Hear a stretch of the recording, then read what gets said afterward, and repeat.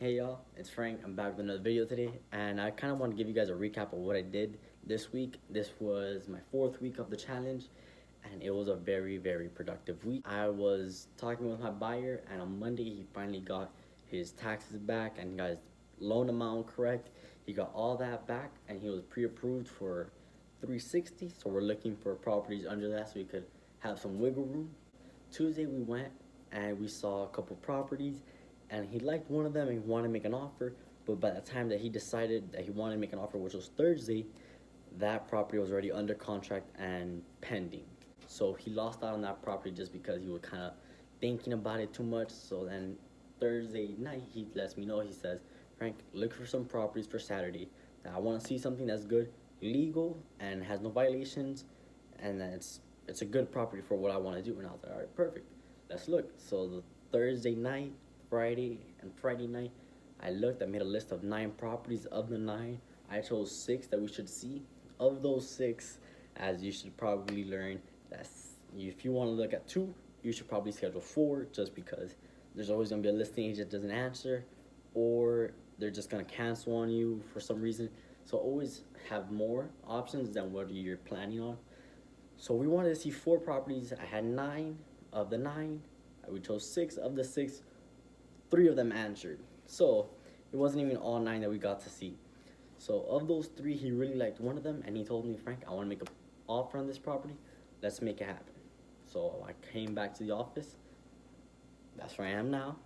So I came back to the office and I ran the comparables and I started the contract. I sent it over to him. He filled it out. He came back to me. He asked me a couple questions regarding the closing costs and what other miscellaneous fees he's gonna have to be paying. I made him aware of the miscellaneous fees that are included. For example, titles, search, inspections, and stuff like that are through a certain period and it needs to be paid. I also let him know how the deposits work for the escrow.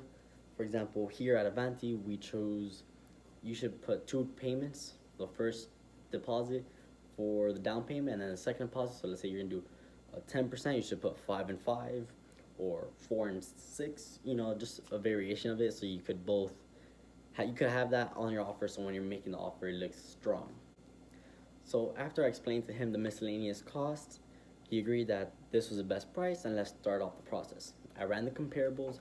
I sent them to him. I told him that the best price for this property would be anywhere from $320 to $340. They're asking $350, so there's not too much of a difference between the price that they're asking and the price that we're offering. The property was under contract last year in September for $325,000, so we offered the same amount this time to see if they're still open to that amount. I called the listing agent to let them know that, look, I have a buyer, we're ready to close, we want to buy it. What do you like? Do you have any questions? What do you think? And he basically told me, is he buying for investment purposes? No, it's his primary residence. Is he pre-approved? Does he have all that? Yeah, pre-approval letter, DU report, and he's eager to buy. The property's nice, he likes it. Let's make this deal happen. So I called him. I told him that over the phone. I sent him a text just to back up the offer. Well, back up the phone call, and then I submitted the offer through email, basically reiterating what I said on the phone and through text. So that was my weekly recap. It was a lot of focus on this one buyer. I did send out the weekly email. I didn't do the weekly calls because I kind of got caught up with some things regarding school and work, and well, I didn't do that. So we'll get on that next week and make sure that's being done.